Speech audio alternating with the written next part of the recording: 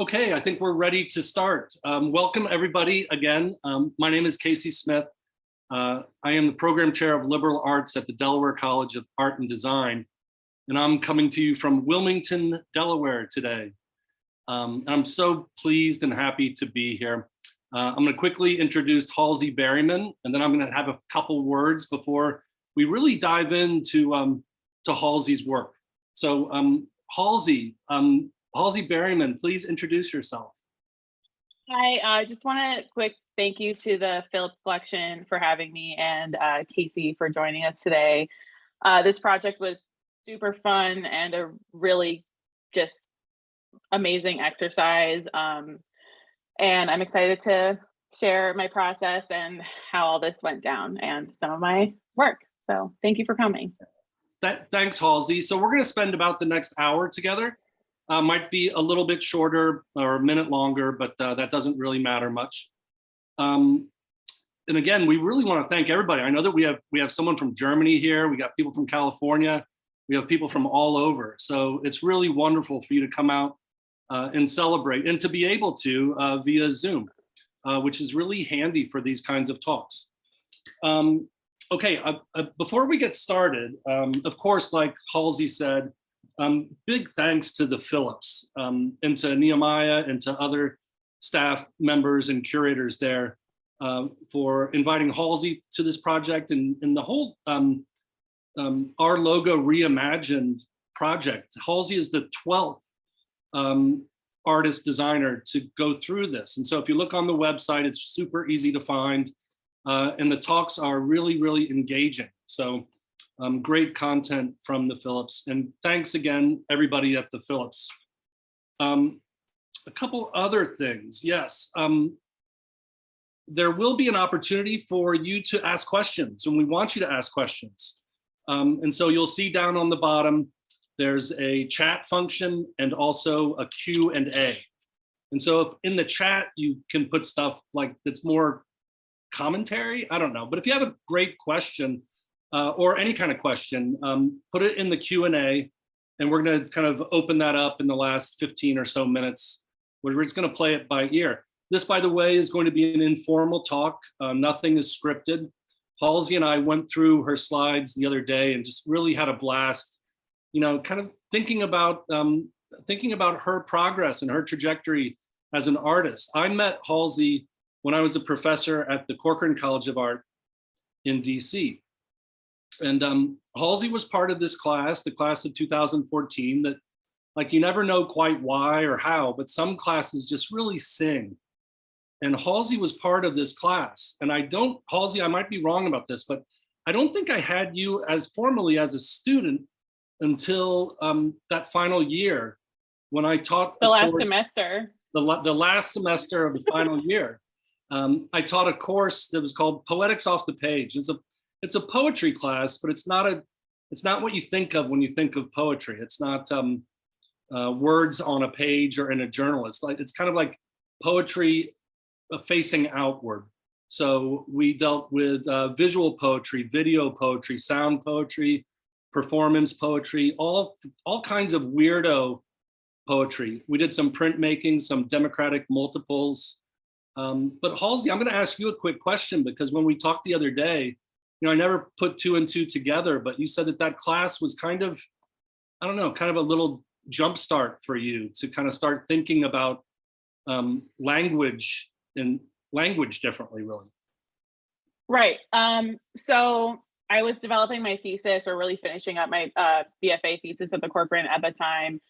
And that class really helped me understand how, like, I was really into lettering before that, and letter forms in general, but that class kind of explored the idea of bringing in writing content into my work too, that it didn't just have to be either or, letter forms for aesthetic purposes versus writings, and they could live in the same space. And that really has helped me carry my work forward after college, for sure.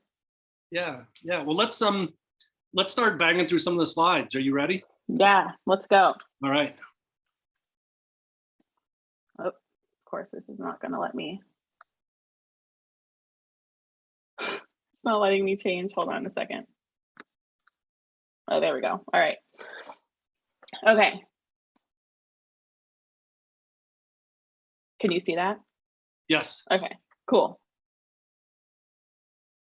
So this was my this was a compelling image to me because this was my thesis pre-installation. And a lot of professors at school actually thought I should install it this way. And if I were to do it again, I probably would, but I was so obsessed with the labor that was involved in this that I needed it to be seen like this. So this was how I installed it. This is called Concessions. It was based on a series of either common lies that we all tell each other, lies that we tell ourselves. So Concessions has a double meaning because I also kind of wanted it to look like an old movie theater concession stand. So that's What do you where I remember started with that. Halsey, what do you remember about the critique from this session? I remember that I was up there. Yeah, so I actually invited a bunch of other faculty from the Corcoran to look at my work because it was kind of this weird hybrid between writing, visual, like painting, because these are all hand painted, and graphic design. So I had a bunch of faculty review my work. And I got a lot of different responses. Looking back at this now, I can see every single mistake that I've made and I wouldn't do again. But I think this was this is the oldest work I'm going to include in this program because I think this was really like the impetus for me to like do everything that I'm doing now and have done in the last 8 years was informed by this project. So this was a really huge thing for me. All right, let's move on. Yeah, these are great installation shots. Yeah. So now this is kind of a sampling. I do a lot of digital lettering. As a thoroughly analog person, jumping into digital illustration, digital lettering was a challenge, but it's actually kind of the bread and butter of what I do right now. I still do murals, I still do sign painting stuff, but this is kind of how I complete most of my exercises. I don't keep a regular like analog sketchbook. I kind of just do them here because you can get ideas out really fast and easy. So we're going to take one from that grid and talk about this one. I really like exploring texture, like mimicking analog texture in digital environments. The iPad Pro makes it really easy, but it also is just as hard as drawing on paper. There aren't a ton of shortcuts. So yeah, I love this, Halsey, and that kind of like the first image that we saw, and we're going to talk about that at the end of your presentation. That's the actual project that you did for the Phillips, and so we're kind of building up to that. All right, and so we just had Pamela just wrote in the chat exactly what I was going to say. It does emulate a kind of woodcut or linocut vibe. You know, the fancy word for that is skeuomorphism. But it's something that, you know, in our digital world now that we want that. I mean, what do you think, Halsey? Do you think that there's something that you're trying to bring, I don't know, bring back the analog, or is the analog always really there? And I think it's not so much a conversation about analog versus digital as long as the hand is involved. One of my favorite artists, Margaret Kilgallen, said she was a sign painter, but also kind of a fine artist as well. So one of her big ideas about her work was that you can always see the line waver when the hand is involved. And I always want to bring that element to my work, whether it's like a woodcut aesthetic or just like a really painterly stroke of a brush or anything like that. Like I leave these sketch marks in here where you can see where I've like etched into the digital paper on purpose. Yeah, it kind of reminds me like when you see in person and up close a Mondrian painting, it's absolutely painted. It's not this flat graphic kind of color block. And so right, I think the same stuff is happening. I love the little details like the pencils kind of the pencil labor. I don't know. I really love this Yeah. piece.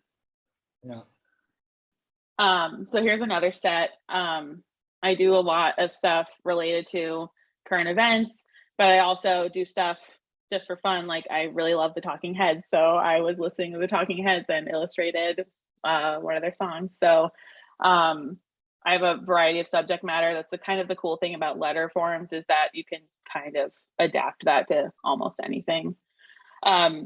This Casey, you mentioned that you thought that this was a good one to talk about because it's kind of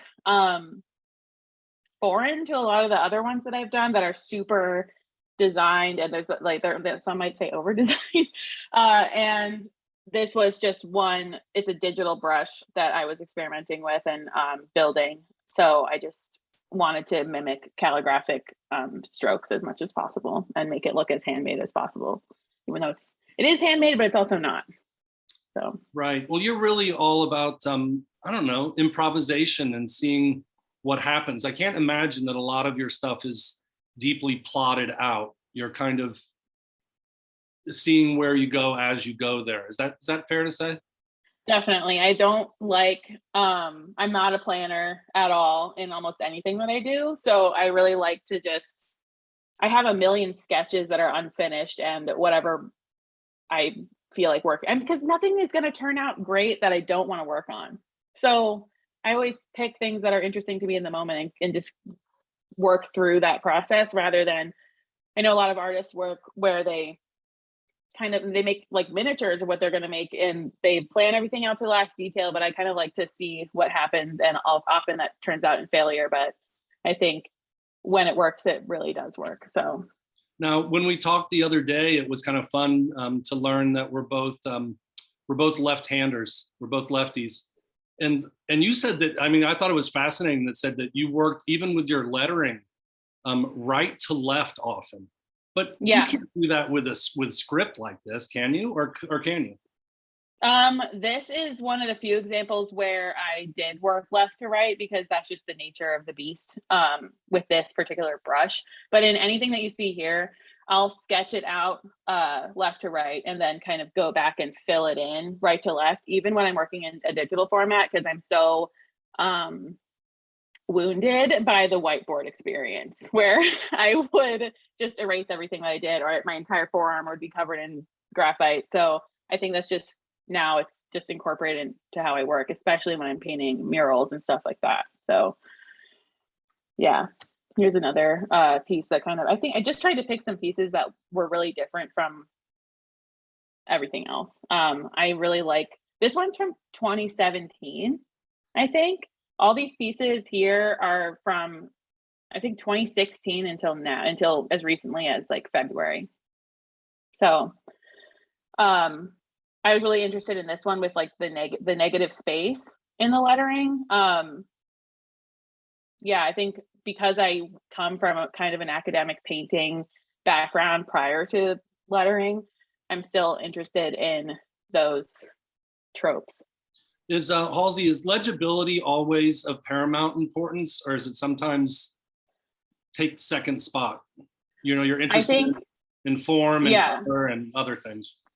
depending on the project, I like to do, like if I'm working for a client, legibility is number one. But when I'm on my own personal work, I don't really care what the word says. I kind of pick this word because of all the negative space opportunities in those letters that were different shapes. Like I really enjoy the curvature of this R here in contrast to these really boxy forms, even in the letter O, which is where you would expect some curvature. So yeah, I think like we were talking about visual poetry, I don't think that it's necessarily the number one thing. And if people, like, lettering can be used for so many things that it is utilitarian, but it also, there are so many opportunities for it to not be. So Cool. So I also do a lot of illustration that is devoid of any typographic nonsense. This is mostly stuff that I do for fun. I'm not going to spend a whole lot of time on it because it doesn't super relate to the Phillips logo project, but I think this kind of informs my personality a little bit. I like things to be kind of sarcastic and weird and funny. And I think like this is a simple plan lyric. I'm just a kid and life is a nightmare, and why not? I'm working on incorporating a lot of lettering into these illustrations, but it's a difficult balance, as you can imagine. So this. Hey, Halsey, before you go on, go back a slide if you can. Yeah. So there is so much. I mean, and I'm thinking about your really wonderful calendar, but I mean, but you really are engaged with the natural world, with plants and animals. And is that something that's always been with you, or is that kind of coming on now? Oh, I had all those Audubon books as a kid, and like the DK, like discovery books of like stickers with animals. I was obsessed with those. I think that's kind of really common for kids. I just never really gave it up. I really am into, especially with the calendar, which I wish I had on these slides. I illustrated, I think there were 200 illustrations of North American plants and animals, and I really also enjoy research in my projects. So that kind of comes with when I'm drawing a particular type of animal, like I really want to get it right. So, I mean, this isn't represented in these slides, but in general, yeah. Well, in the lettering that we saw, the lettering works that we saw a minute ago, I mean, the kind of humor is consistent in this kind of illustrative work, but the I don't know, the political edge to it seems so much sharper and so much, although it's still kind of, there's still an element of whimsy. It's not hitting you over the head exactly. Do you feel like you're working totally differently when you're doing something like what we're looking at now?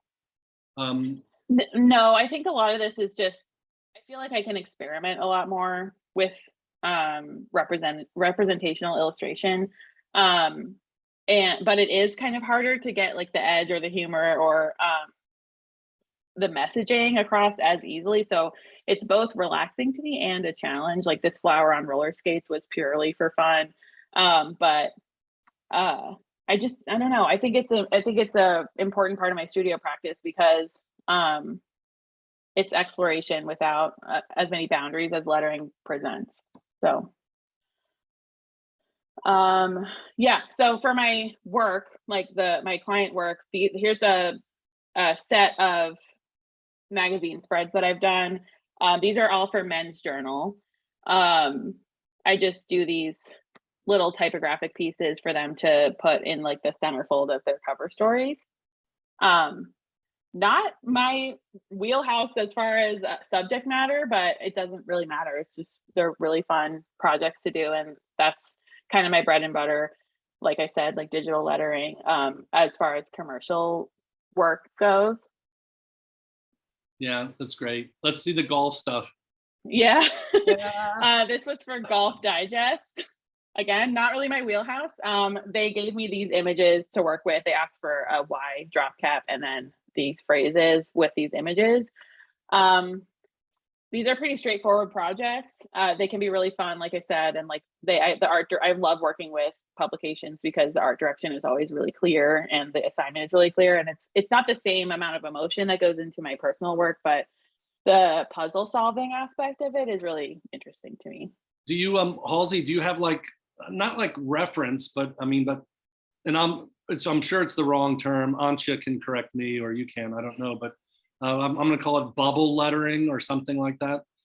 Do you, I mean, have you seen other people who've done things like that? Or are you kind of also just, I don't know, just like going for it? Or do you know that you're going to, like, I'm looking at the come and get it on the top left. Like, do you know that you're going to extend that G, that tail of the G all the way out? Or is that just like, let's see what happens? I think something like this goes through many iterations before it makes it on to here. And I have the image, so I want to complement, and they already know what else is going to go on there too. So I work in the context of the image. So that G, I wanted to take up that space, kind of that where the Wonder Bread kind of dips a little bit and mirror that in with my letters. So the negative space would come out really nice. And even though my eyes are kind of bad, it looks like inside those, there's a little bit of modeling. again, like it's like wood type that's unevenly inked or something. Right. Yeah, these are, I kind of, for these pieces, I use like a distressing brush that I made on my iPad to mimic like a misprinted like stamp or something like that. Cause I don't like the look of super inked digital letters. I want it to have that imperfection. Why? I think it's compelling. Yeah, but go a step deeper. Why is that, do you think? I mean, yeah, it's a little bit deeper and it gives a little bit more texture and all of that. But does it bring it back to the hand, or does it seem to bring Oh it? yeah, 100%. I think like I don't like the look of it. I don't like what it says about lettering in general, because so many people, the amount of times I've been asked like, what font is that? I want to get as far away from that as possible. What I do is very custom and human, and I don't want to be associated with fonts. Yes. The So, font is called handwriting. Yes. yeah. Good. Good. Let's keep moving. Yeah. Yeah. So really quickly, like I said, I do illustration also commercially. These are all spot illustrations for AARP. And that's when it's editorial. So they give me a story that an author has written and they ask me to illustrate a part of it. Either they have a specific direction for me or they just tell me to do whatever. So these are just some of those since from 2017 until now. This was a project with REI through Exactly Agency. They had a booth at the New York Times Food Festival and asked me to illustrate a map of New York City parks. So I did both the lettering here as well as these illustrations.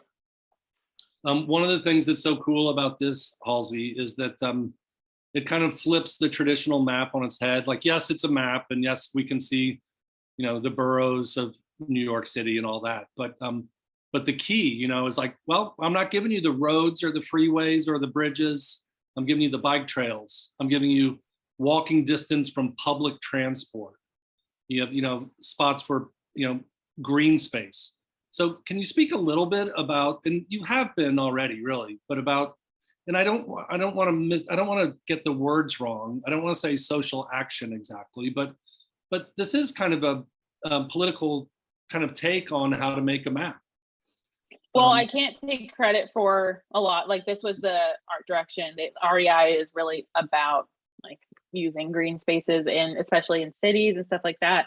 I do choose my clients in a really specific way. I think like this was a great client for me because their values do align, at least in this piece, align with mine. So it was really easy to get involved in this for sure. And speaking of, this was one of my favorite projects from about 2 years ago in October.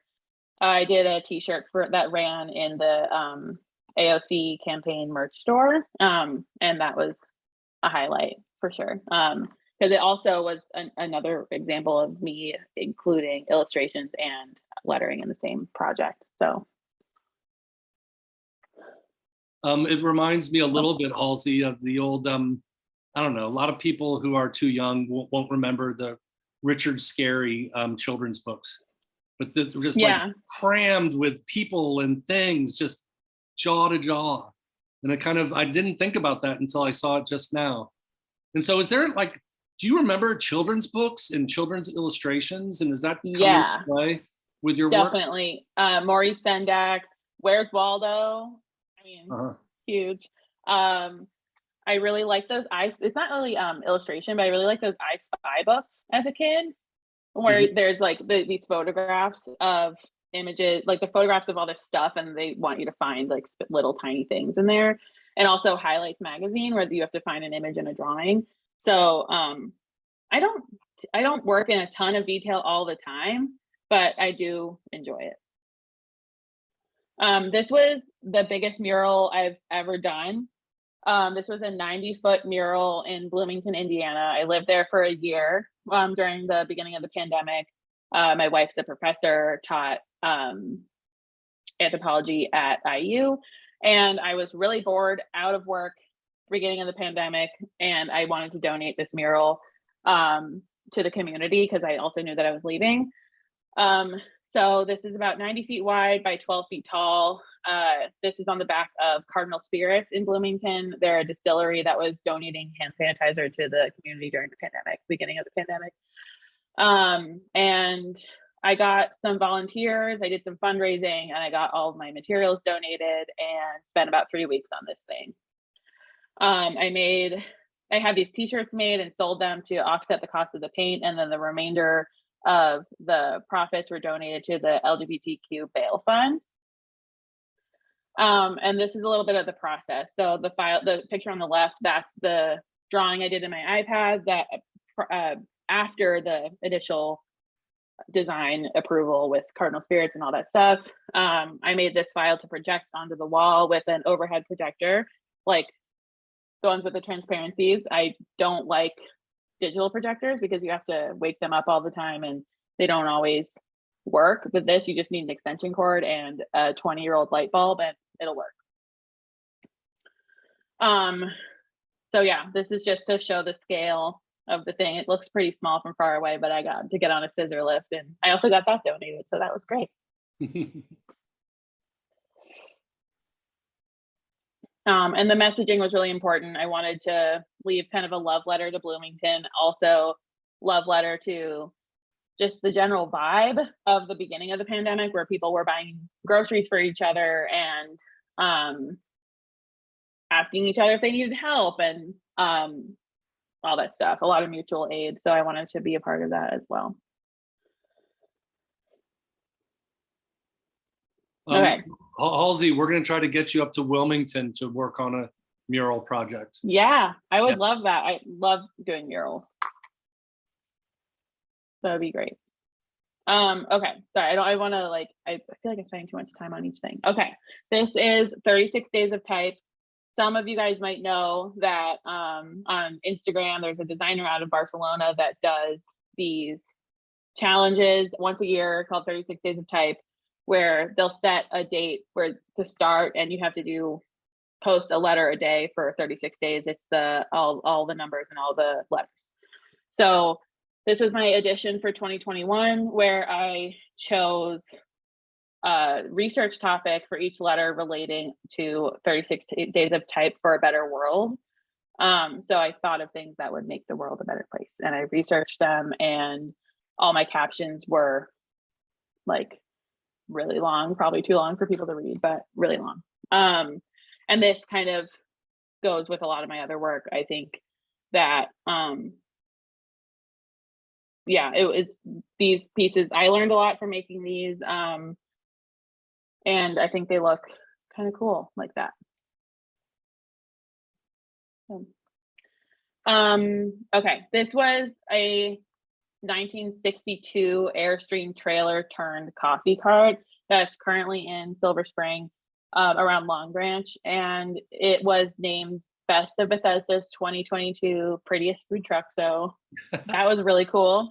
I designed their branding and painted the trailer by hand. I really like this client too, because it was really important to them that there was a handmade element, and the trailer was painted and not decaled. And a lot of food trucks that you see out in the world are decaled, and it doesn't last as long and it doesn't look as good. So Halsey, one thing that's really remarkable is that I think is that you really refuse to kind of silo yourself. You're not the artist who does X. You're the artist who's looking to do all kinds of stuff that's public facing, and just all manner of things. So it's really gymnastic or acrobatic in how you're kind of getting your work out into the world. You're not that interested in showing in art galleries, although I'm sure you wouldn't turn down an art gallery. But everything that we've seen has not been really focused toward the kind of gallery world or the white cube. Yeah, I think my whole ethos on that is that I went from being an academic painter, like I said, to doing more illustration and letter forms and stuff like that, because they're very democratizing and accessible. And I think that's really important especially because I mean, I loved my time in art school, but it kind of did teach me to think, and I don't know if that's good or bad, that if your work can only be understood by a person who has a PhD in art history, like there's a place for that, but I don't want to be part of that, because I think that that's why I do all these different things. Like I do a lot of client work. I like to do local clients, because it should be for everyone. And I don't like the white cube as much. And there's so many opportunities to show art in the world without that. And that is truly for everyone. So yeah, and I also like logo design a lot, even though that's like the contradiction, like that's super capitalistic. And then a lot of the other things that I do are not. So it's a balancing act. Okay, this was a project called Co-Grid 19. It was done by a Riso studio, and each city, or not each city, but most major cities in America have done one of these, where they get 17 artists to do one little section of this grid and they print it as a risograph. So on the bottom here, you can see a bunch of other cities. The first one I think is Denver. I know Baltimore just came out with one that's not pictured here, but this one on the left is our DC grid. Actually, a couple of the artists here have actually done the Phillips project as well. Rose Jaffe, for example, and Trap Bob.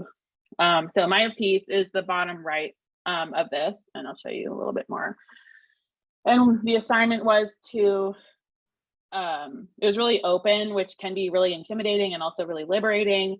I wanted to focus on lettering for this project. And it was just about how we feel about the pandemic in any way. That's just the whole assignment. So it's really cool to be included in this with a bunch of other DC artists, and it was curated by Claire Cornelius over at Pyramid Atlantic. Why, Halsey, why does is there a connection between the, I don't know, the content or I'd like you to talk a little bit about risograph, how it works and how it kind of fits into your practice and your ideas of art making and dissemination. Sure, I'm super new. This was my first Riso project. My friend Julia Klauser actually taught me how to do a lot of this stuff. She works in the grad lab at MICA, worked in the grad lab at MICA, and knows everything about Riso. So she taught me a lot of this stuff before I was in this project.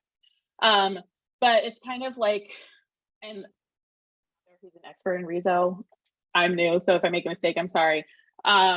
It's kind of like screen printing, but automated in a way where you have to print one layer at a time. Like the black all gets printed at once, the yellow gets printed at once, and then the purple gets printed on top of that, or whatever order they do it in. They only come in certain colors. Like there are limited inks, so you have to design your files based on those colors that are existing in the real world, like actual inks, which is different. It's a departure from how I work digitally, because I can pick any color that I want for anything. And also you have to consider how they layer over each other. Like, for example, in a lot of these pieces, you can see a lot of the brown come through from the mixture of the purple and yellow, but then some other artists decide to really separate them. So it's a little bit like screen printing, but not. And please correct me if I'm wrong, anyone in the chat. I'm not an expert in this. So Okay. These are the 7 logos that I made for the our logo Reimagined project.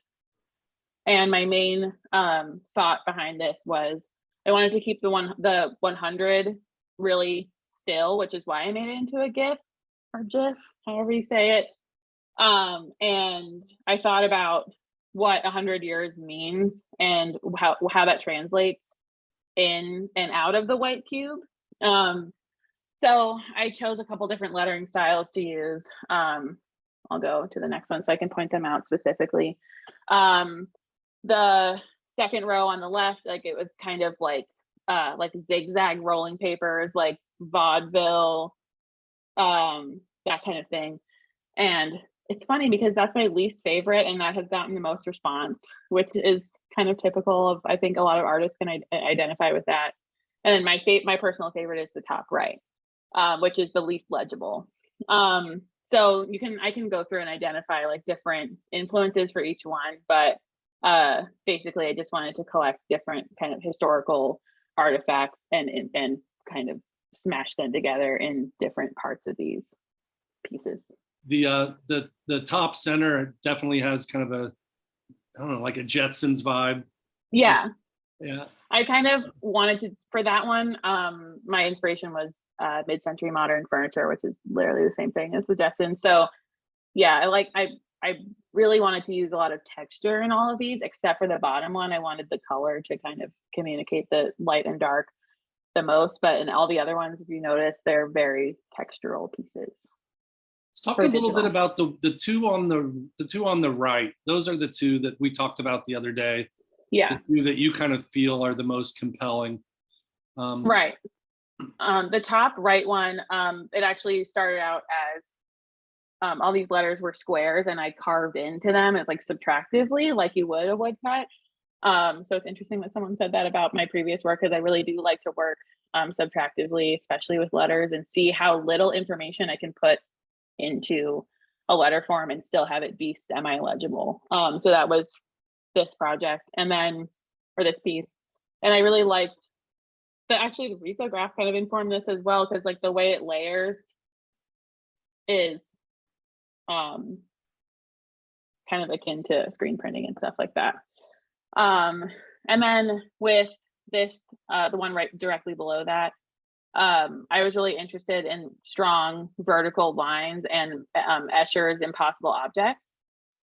So I kind of wanted to not only trick the viewer by the composition and like it's kind of, you see the 100 first, and the brain wants to see a rectilinear picture square first, and the 100 kind of sits inside of that, and then you figure out that the Phillips is there. And then I also wanted to, I think we were talking about yesterday how the brain, like I kind of see these color shifts as both color shifts and communication of shadow and modeling. So I don't have a specific era for this one, really. It was kind of mostly just a typographical experimentation with really bright colors that I really like, but I'm sure that there are some references in there that weren't intentional.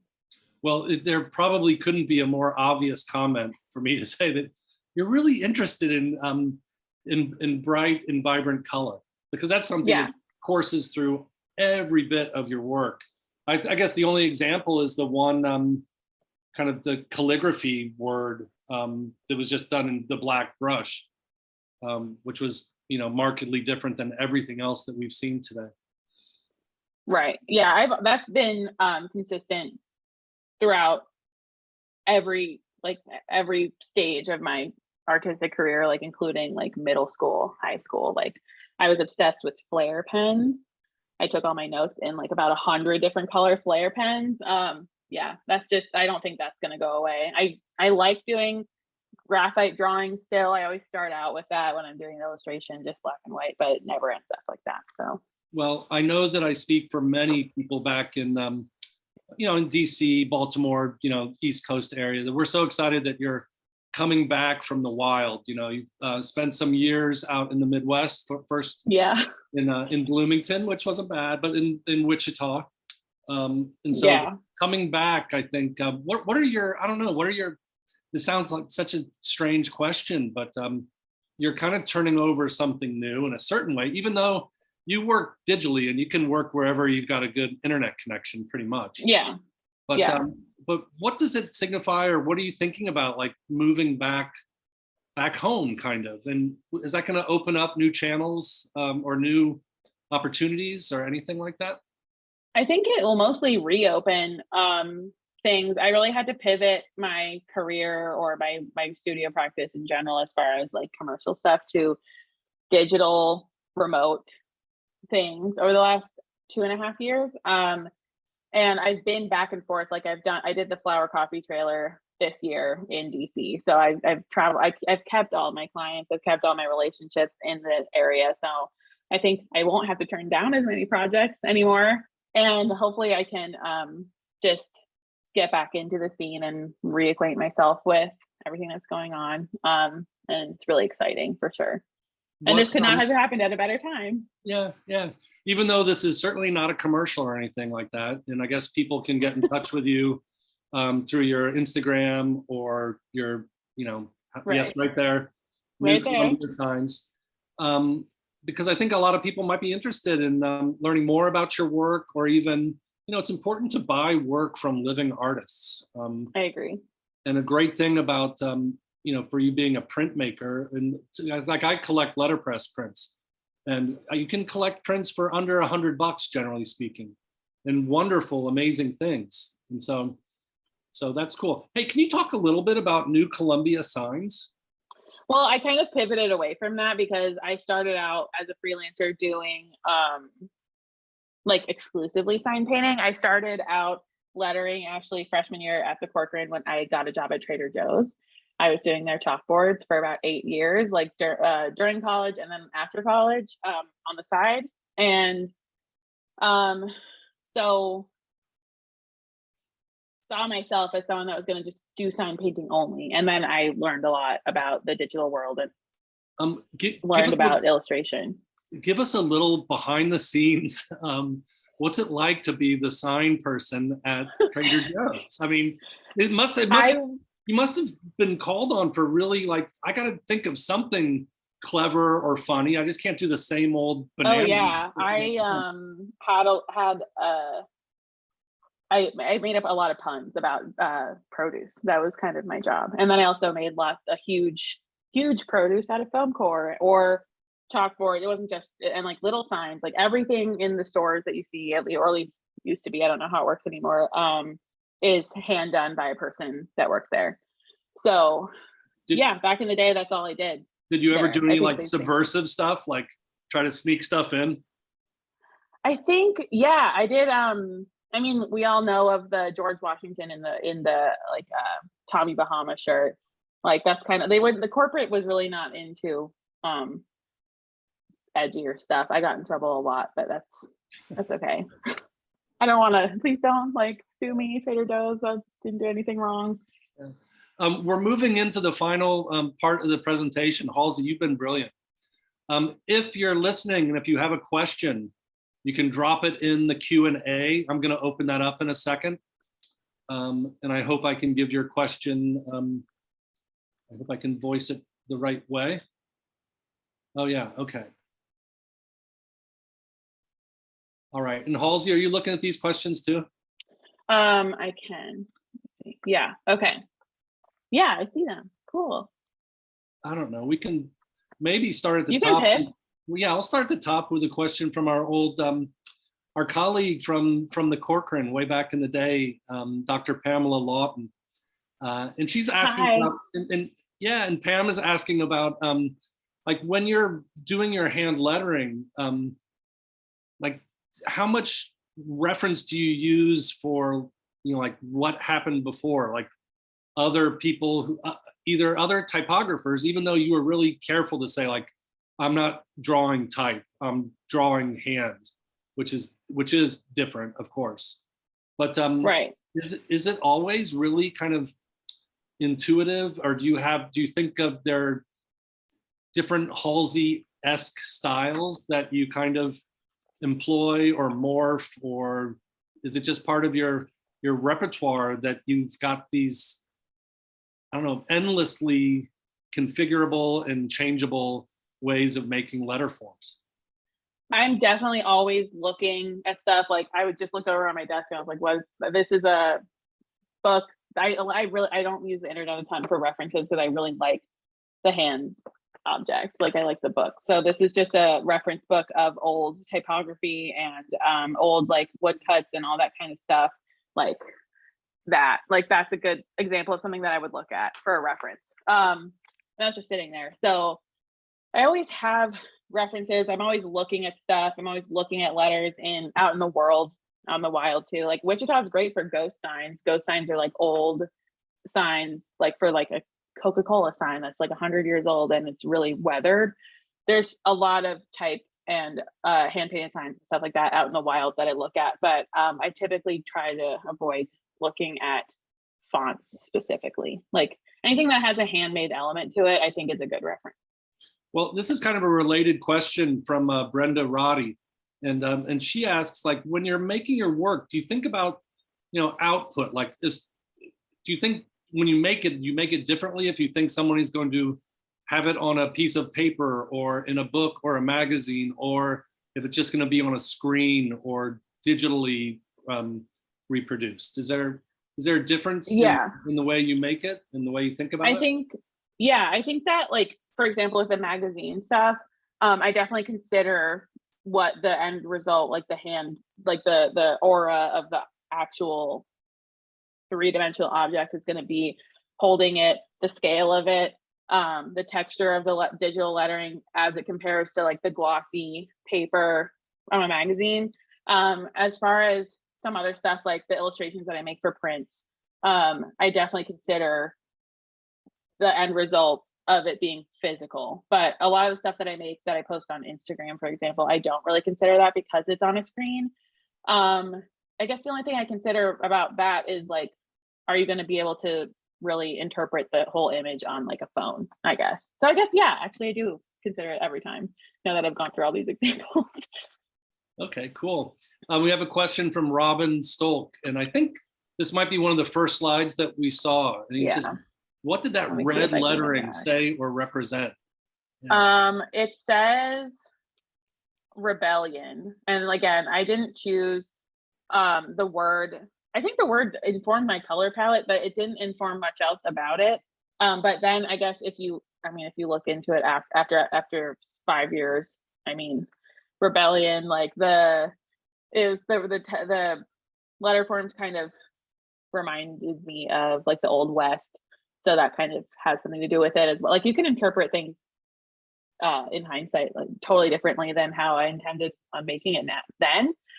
But yeah, I was mostly interested in the negative space between all these letters, and I think that's why I picked that word. But at the end, I think you can't help but make something up. Yeah, I mean, my 2 cents, that's my favorite piece that we've seen tonight. I love that so much. Frank Korb asks a quick question about your moving images. Are they GIFs or GIFs, or is there some simple program? He's thinking about the birthday cake person in the beginning. That one is so this flower dude that's on this is a GIF. I don't know, I say GIF, I know it's wrong.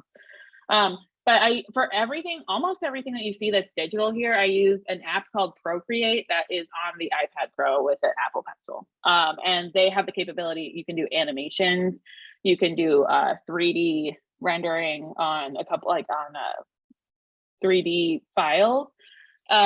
This is just a simple animation that I turned into a GIF on Procreate. That other one, I don't think I animated that one, but yeah, they're all done in the same program. I make a lot of my own digital brushes. I buy them from other artists. Julia Klauser. Hi, Julia. She asks a brilliant question. I love this question. Can you speak to how you think about storytelling when working with hand lettering? Do you see words as their own character in a story? Isn't that a cool question? That is a cool question. I don't know if I've thought about it that way. I think that letter forms can, I mean, you see them so much out in the real world that you probably don't even know what you're being told most of the time. Like, you don't, like, there's so much subliminal stuff that happens with letter forms out in the world and in like advertisements especially. I think for my stuff, I'm not really sure. I think it kind of just happens that, like, okay, so for this mural, I wanted it to be kind of like childlike, like chunky, friendly. And I think that does help. If I didn't have these like flower people here, it would still tell that story. So I think it's all about thinking about how the shapes and the architecture of these letters communicate feeling. So I guess they are kind of like little characters. Yeah, that's great question, Julia. We could talk about that actually for a long time. Yeah. let's keep moving. A question from Julie Garcia, another Corcoran College of Art and Design graduate from the Art in the Book program. She's asking about, all right, well, did the Phillips, did they ask you to do 7 different designs, or did you just get inspired and just keep moving? I really like this project because there weren't a lot of guidelines. It was just your interpretation of the Centennial and what that means to you, or just the framework that they gave us, which kind of looked similar to this last one on the bottom here, which looks closer to their actual like everyday logo. I wanted to keep going, but I kind of exhausted myself, and I also wanted the this little animation to not be like totally crazy. So I thought the rhythm of 7 looked pretty cool. But yeah, I could probably do this 7 more times if I wanted to spend or could spend more time with this. So yeah, I think I was just really excited. Hey, Halsey, was there do you remember the order in which you did them, or is that important, or do you feel like it was ideas were refined, or they just kind of like, I'm gonna try? Yeah, the first one was this center one here, and then the last one was the bottom one. So I think I kind of I made them more complicated and then distilled them again towards the end. So I don't know, I think that's maybe why I stopped, because I didn't want to repeat too many visual elements. Okay, great.